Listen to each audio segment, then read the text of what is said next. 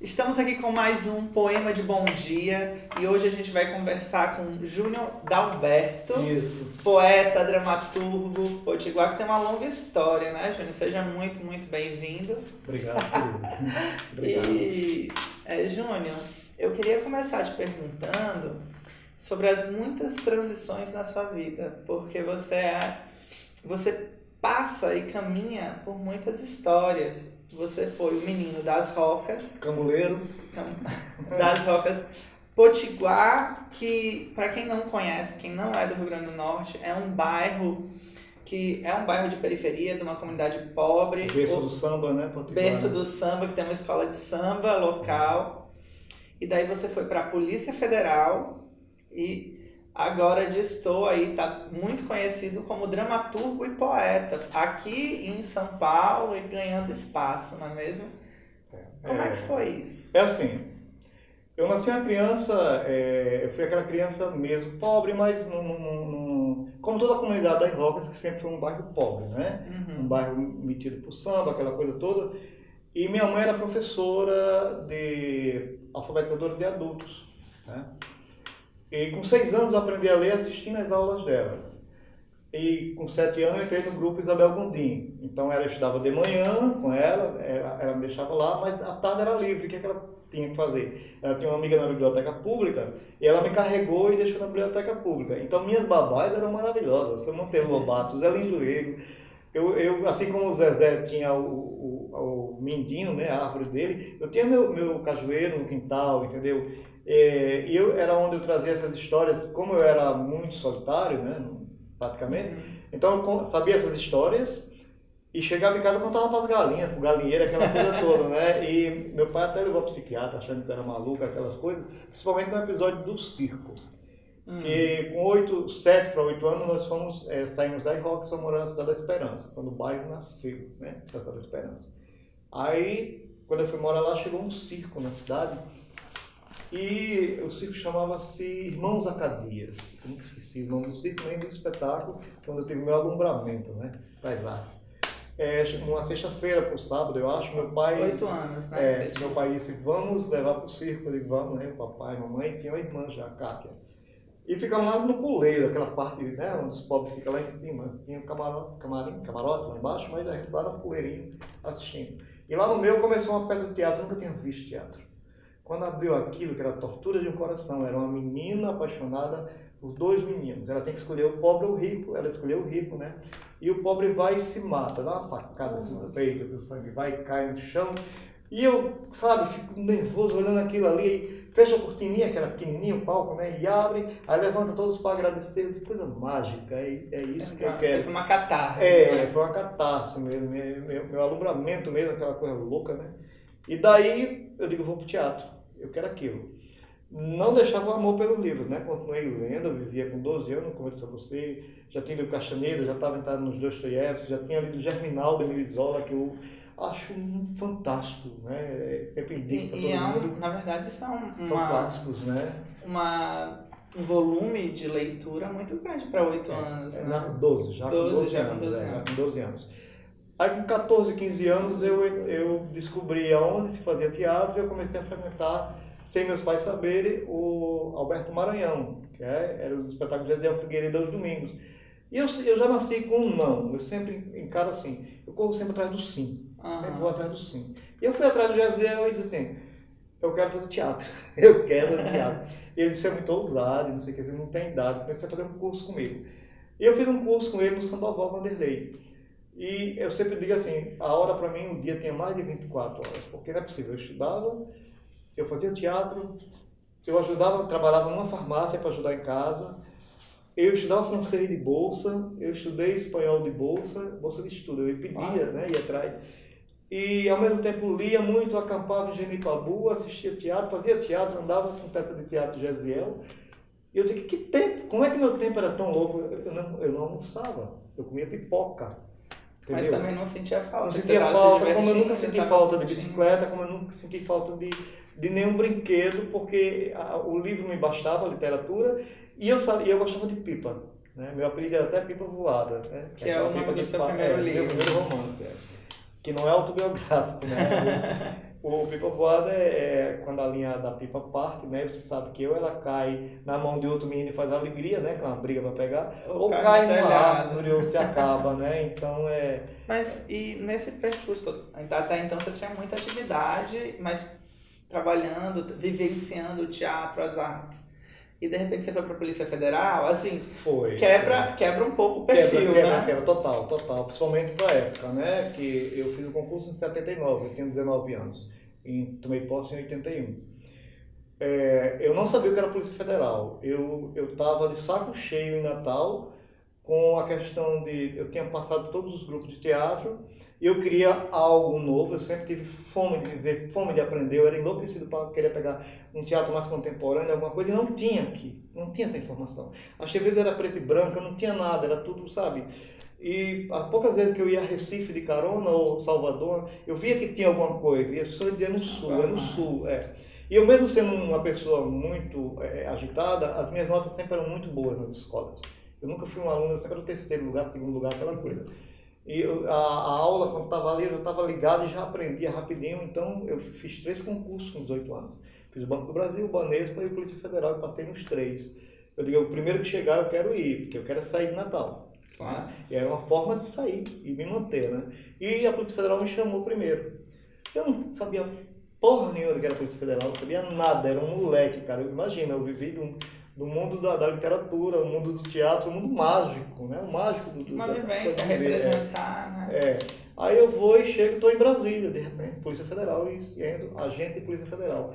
E eu digo, pronto, mais um personagem que eu vou viver, o policial federal. E dentro da Polícia Federal eu consegui conviver, ela me deu muita bagagem, assim, tanto a literatura me deu, como a vida, e na Polícia Federal eu consegui conviver, por falar aqueles idiomas que eu corri atrás. Trabalhei no aeroporto, tinha 3 dias de folga, eu cheguei a trabalhar em cimeiras, que são o presidente da República, encontros internacionais, eu fui segurança do Papa João Paulo II. Nossa, eu digo que eu conheci o Deus e o diabo, a alma das pessoas, né? Porque eu cheguei a conversar com o Papa e tudo, né? Tivemos papos legais, inclusive, e com demônios como o Idelbrando Pascoal, que cerrava os inimigos, né? Que eu trabalhei no Acre, em Rio Branco, né? Eu vivi 3 meses dentro de uma aldeia no Mami. Então, quer dizer, protegendo contra o garimpo ilegal, protegendo os índios. São experiências que a Polícia Federal me jogou nas mãos, que isso aí eu transformo na minha dramaturgia, eu transformo na minha literatura, porque eu convivi com almas de verdade, com gente do mal, com gente do bem, com isso, aquilo, outro. E tentando viver, nunca cumprir ordem legal, tentando ter a minha ética, porque minha ótica de vida parecia que já estava feita lá na infância, entendeu? Que eu acho que a literatura, ela dá essa coisa, essa base de liberdade, de criação da pessoa, de formação de caráter. Mas a Polícia Federal, ao mesmo tempo que te deu muita abertura, te deu muita história, você, no momento em que você estava na Polícia Federal, você não vivenciou, não protagonizou arte? Não, eu escrevi um espetáculo em 82, que foi de muito sucesso, foi o meu primeiro espetáculo infantil. Foi um robô no mundo da fantasia. E eu assinava com o Júnior Alberto, né, que ainda não era da Alberto. E na Polícia Federal eu usava o meu nome, Alberto Barros da Rocha Júnior. Então, era como se eu vivesse uma peça, a minha vida era 2 espetáculos.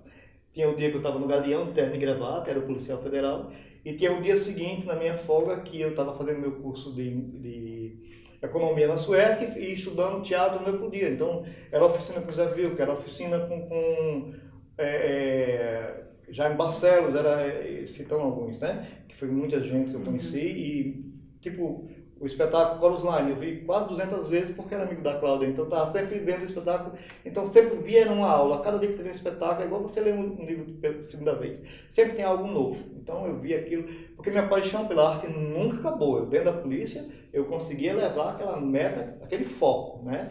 No dia que eu ia me aposentar, eu teria o meu salário, porque eu não queria estar passando pelo que eu passei antes, estar com um pires para poder trabalhar com teatro, tá pedindo a um e a outra, e como é hoje ainda, certo? Então eu acredito que foi a decisão mais acertada foi eu ter entrado na Polícia Federal e não me violentei em estar na Polícia Federal, porque tinha acabado de sair da ditadura. Ao contrário, eu coloquei minha assinatura, eu fui um dos fundadores do Sindicato de Polícia Federal, eu sou o fundador de um projeto fantástico que é Federal Solidário, que leva palestras das escolas estaduais e municipais é só chegar a entrar em contato com o sindicato, que nós distribuímos literatura. Dessa vez é esse aqui, o livro que está em pauta. O ano passado o projeto foi o Pipa Voada, esse ano é esse aqui. E é um projeto que leva exatamente, são 3 palestras com profissionais que estão capacitados, que é sobre crimes da internet, outros são sobre drogas e também alertando sobre a corrupção.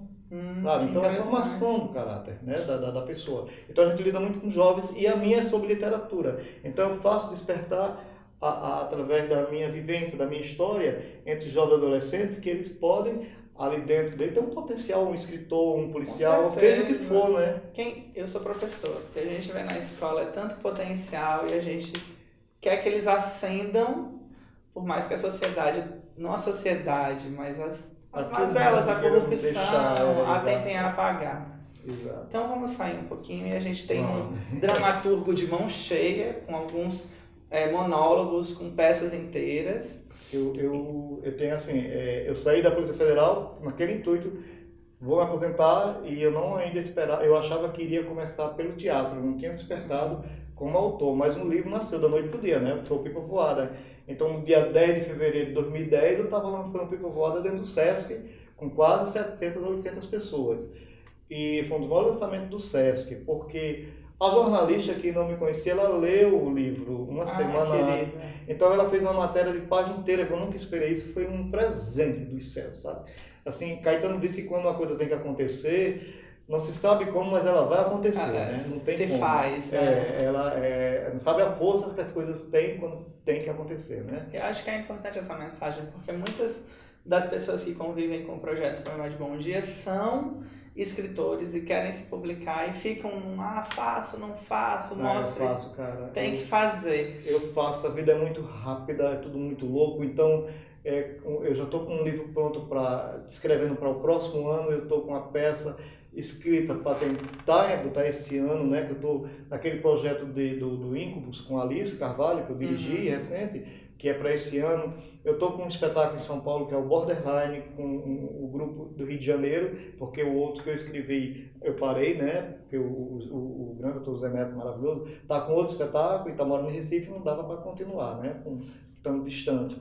O teatro, ele entrou na minha vida desde criança, como eu falei, e quando eu saí da Polícia Federal, eu me aposentei em 1º de abril de 2010, mas já direto, eu não parei. Quer dizer, são 8 anos, 8 livros, 16 espetáculos de teatro, e não me sinto nem um pouco, nem com a idade que eu tenho, nem que mesmo tenha ganhado alguns prêmios, como se tivesse feito alguma coisa. Eu acho que eu não fiz nada ainda, não fiz porra nenhuma. Tem muito mais para fazer, né? Cara, eu acho que a todo momento está nascendo alguma coisa, e essa função que a gente que mexe com arte, com o social, é muito importante, sabe? A literatura, ela tem essa coisa de fazer com que você acredite naquilo, você saiba, você viaje naquilo, né? Além do conhecimento, cara, tem arma maior do que você ter o conhecimento para o mundo.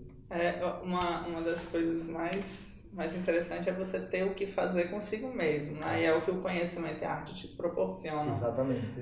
Uma pessoa que consiga se aproveitar e tenha no que pensar, passa horas, semanas e tá feliz sozinho, inclusive. É verdade. Ajuda tanto para relações interpessoais quanto para você se amar. É verdade.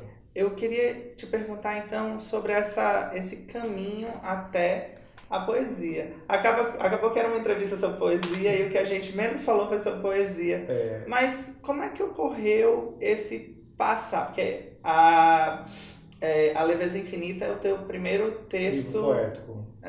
Lírico poético. E até então você estava trabalhando com romance, realismo fantástico e teatro. Romance e dramaturgia. Como é que foi essa passagem? O que a gente encontra de uma linguagem na outra? O Leveza Infinita, ele foi feito nas minhas noites de solidão nos anos 80 no Rio de Janeiro. Quando eu, às vezes, não tinha com quem comemorar meu aniversário, eu comemorava sozinho. Nossa! Mas era legal, porque eu não sei como é que você vai achar, porque sempre minhas companhias foram algum livro. Tinha livro. Não, você tinha o conhecimento da literatura. Mas aí eu ia para escrever a poesia. Eu não acreditava naquilo que eu escrevia, certo? Tipo assim, gosto de me colocar, né, com os pés sobre asas. Não sei se você... Gosto de colocar meus pés sobre asas, e de deixar levar pela força dos ventos, mesmo no ar, germina. Isso aqui sou muito eu, certo? Assim, então eu escrevia essas coisas, às vezes eu estava no metrô, muitas vezes eu pegava o metrô e até o final eu tomava um trem e queria ir. Eu queria ir, mesmo que eu sabia que ia voltar, mas eu queria ir. E eu olhava pessoas, eu olhava aquilo, eu olhava o mundo que estava passando e escrevia. Eu chegava em casa e escrevia poesia. Eu não acreditava que escrevia poesia, entende? Era um desabafo.